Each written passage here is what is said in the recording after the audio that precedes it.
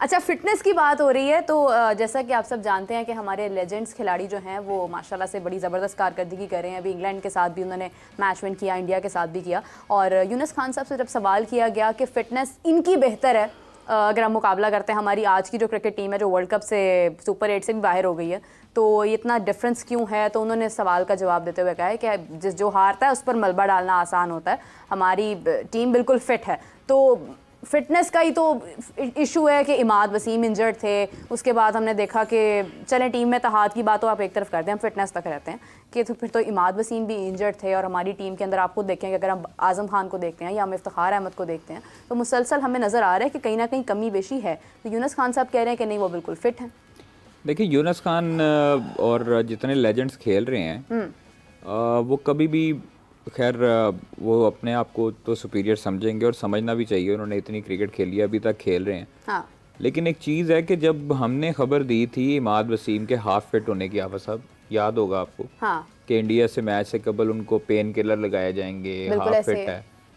उस वक्त फिर पाकिस्तान क्रिकेट टीम की मैनेजमेंट ने जो थे हेड कोच अपने गैरी क्रिस्टन साहब, बिल्कुल, उनसे प्रेस कॉन्फ्रेंस में ये बाकायदा तौर पर जुमला क्यों बुलवाया कि इमाद वसीम फिट है, पूरी टीम फिट है। उसकी अगर फिटनेस आपको दिखाई दी सिंगल लेते हुए, डबल लेते हुए, जो बैटिंग ऑर्डर भेजा, वो सारी चीज़ें देखें। अब जब आपको शिकस्त होती है तो उस वक्त आपकी सारी जो नेगेटिव चीज़ें हैं वो वाज़ेह होने लग जाती हैं। अगर यही मैच हम लोग जीतते यूएसए से, इंडिया से भी, हाँ, और हम टॉप ऑफ द टेबल होते, हाँ, एंड वाला मैच भी हम जीत के आगे क्वालिफाई करते सुपर 8 में, सेमीफाइनल में चले जाते, सेमीफाइनल से हम हारते, हाँ, तो फिर ये चीज़ें भी हाईलाइट ना होती। आप जब यूएसए से हारे उसके बाद आपकी चीज़ें हाईलाइट होना शुरू हो गई, फिर उसके बाद आपकी चीज़ें हाईलाइट होना शुरू हो गई, आप जो है वो निजी होटल्स में जा रहे, मतलब आप तस्वीरें खिंचवा रहे हैं, जो भी कर रहे हैं, ये चीज़ें आपकी दब जाती है। यही चीज़ें, सारी चीज़ें ऑस्ट्रेलिया में भी की, हाँ, यही चीज़ें इंग्लैंड में भी होती रही, इंग्लैंड में भी नज़र आया।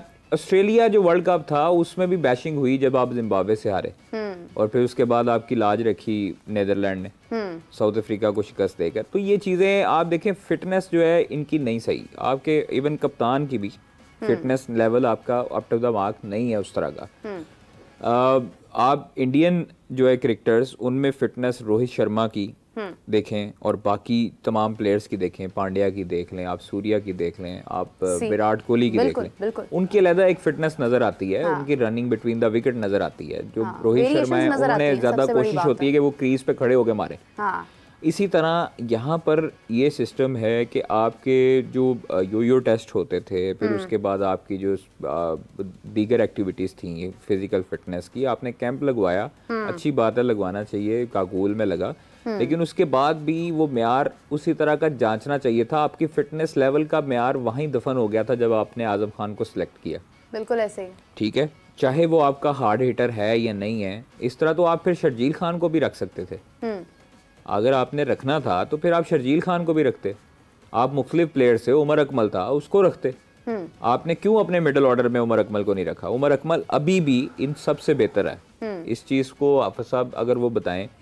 उमर अकमल एक ऐसा बैट्समैन है कि जो डरता नहीं है, जो अपने लिए नहीं खेलता, जो टीम के लिए खेलता है। मुख्तलिफ अदवार में हमें नजर आया, उनको क्या किया, उमर अकमल को 2 मैच दिए, अहमद शहजाद और उमर अकमल को 2 मैच दिए और उनको बाहर कर दिया। अच्छा कादिर देखें, चलें वो तो ठीक है, पास्ट है, उसमें मिस्टेक्स हैं, हमारे पास फ्यूचर में आपके पास रन्स करते आ रहे तैयब ताहिर, आपके पास रन्स करते आ रहे अब्दुल्ला शफीक, आपके पास कामरान गुलाम रन्स करते आ रहे, साहबजादा फरहान एक सीरीज में फ्लॉप हुए, आपने उनको ड्रॉप कर दिया, ठीक है, आप उनको लेकर आ रहे हैं जो आपके अपने बंदे, और उनकी आप जो है वो खास तौर पर अपनी जिसे कहते हैं कि लॉबी स्ट्रॉन्ग करना चाहते हैं। नहीं, मैं एग्जैक्टली यही पॉइंट इस पर मैं बात करना चाह रही थी कि देखें कि हम उमर अकमल की बात कर रहे हैं, हम आपके सामने इमाद वसीम को लेकर आए, मोहम्मद आमिर को लेकर आए, अभी हम शर्जील खान की भी बात आप करें।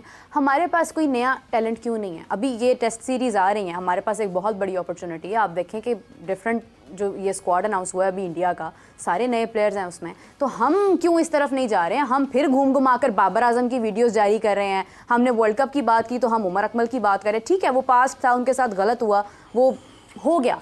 अब मजीद जो नया टैलेंट है, जो नई जनरेशन है, जिन्होंने आगे क्रिकेट को लेके जाना है, उनके साथ भी तो ज्यादती हो रही है, उनको तो मौका दिया ही नहीं जा रहा। टेस्ट सीरीज एक ऐसी इस वक्त हमारे पास एक अपॉर्चुनिटी है कि हम डिफरेंट प्लेयर्स को देख सकते हैं उसमें कि आगे कौन जा सकता है, कौन नहीं जा सकता। हाफिज साहब, क्या वजह है कि हम मतलब आ जाकर यहीं पर आ जाते हैं कि उमर अकमल आ जाता, फलां आ जाता, शोएब मलिक आ जाते? क्या रीज़न है कि हम किसी नए टैलेंट की बात नहीं करते हैं? देखिए, बात यह है कि एक तो मसला ये है कि पाकिस्तान में खिलाड़ियों की जिस तरीके से क्रिकेट चलाई गई है ना, हाँ। क्रिकेट की एडमिनिस्ट्रेशन हुई है वो बड़े तबाहकुन अंदाज में हुई है। एक पसंद नापसंद का और एक जो सिलेक्शन का मयार रहा है पाकिस्तान में, लोगों ने अपनी मर्ज़ी से उसको चलाने की कोशिश की है। इंग्लैंड ने आखिरी पाकिस्तान के पास 7 T20 मैच खेला जब इंग्लैंड में सीरीज़ हो रही थी 4 मैचेस की, जो 2-0 से पाकिस्तान हारा। जो उस आखिरी T20 मैच में उनकी 11 थी प्लेइंग, और वही प्लेइंग 11 उनका वर्ल्ड कप खेल रही थी। ऐसे ही ठीक है, खिलाड़ी बनाए जाते हैं और उनके लिए आपको सबसे पहले कुर्बानियाँ देनी पड़ती, जूनियर लेवल से आपको टैलेंट की शिनाख्त करना पड़ती है कि ये मिसावकात ऐसा होता है कि आपके जो अंदाज़ा है वो 100% दुरुस्त साबित नहीं होता, लेकिन ऐसा नहीं है कि 100 खिलाड़ियों को आप मार्क करें और 100 में से सिर्फ 2 ही ऊपर जाएं, 98 नज़र ही ना आएँ, ऐसा नहीं होता। जो मेरिट पर सिलेक्शन होती है ना, 100 में से आपको 80 ऊपर खेलते हुए नज़र आते हैं।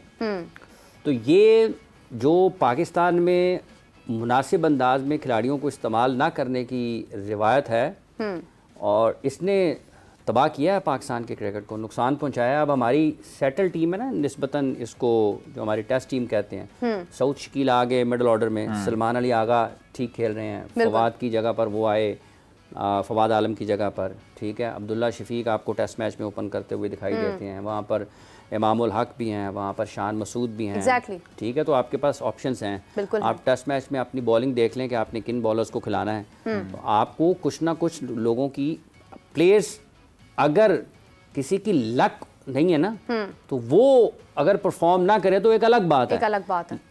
बाज़ औक़ात टैलेंटेड प्लेयर्स की भी किस्मत नहीं होती कि वो हाईएस्ट लेवल पर परफॉर्म करें। पृथ्वी शॉ इंडिया में है ना, हाँ। पृथ्वी शॉ को खेलता हुआ देखें, लोगों का दिल ही नहीं करेगा इसकी बैटिंग खत्म हो। सही बात है। शुभमन गिल जो हैं इस वक्त जिम्बाब्वे में क़यादत कर रहे हैं अपनी टीम की, किसी का दिल ही नहीं करेगा कि जब इंडिया वर्ल्ड कप खेल रहा होता तो ये बाहर होते। ठीक है, तो सम टाइम राहुल सेम बाज़ औक़ात आप उस टैलेंट के ऊपर उतना, पोटेंशियल के ऊपर उतना परफॉर्म नहीं कर पाते हैं, हाँ। लेकिन ऐसा नहीं होता। अगर शुभमन गिल बाहर है तो यशस्वी जायसवाल वहाँ पे है, ठीक है, रोहित शर्मा वहाँ पर आप खेलते हुए नजर आते हैं, ऋषभ पंत वहाँ पर खेलते हुए नजर आते हैं। तो ये सिलेक्टिव हुए ना, पांड्या भी आ गए और भी उनके शिवम दुबे भी आ गए, रिंकू बाहर बैठा हुआ था। कल के मैच में देखे उन्होंने 234 किया है। अभिषेक शर्मा तो उन्होंने तो नहीं कहा कि प्रेस कॉन्फ्रेंस ख़त्म होने के बाद, और वो तो निकालें और लोगों को, फिर निकालें फिर टीम से और लोगों को तो ले लें रिजल्ट। कौन होते हैं यार आप? कौन है बाद में प्रेस कॉन्फ्रेंस में मैच हारने के बाद ये कहने वाले? अब पाकिस्तान के क्रिकेट के मालिक हैं। बिल्कुल सही। इनको आज़ादी किसने दी है? इतना इख्तियार किसका लिया है? वो बादशाह और मैं वजीर हूँ। मतलब ये कोई इधर कोई हम 1600 बैठे हुए हैं, तुम सल्तनत का खेल खेल रहे हैं पाकिस्तान के क्रिकेट के साथ।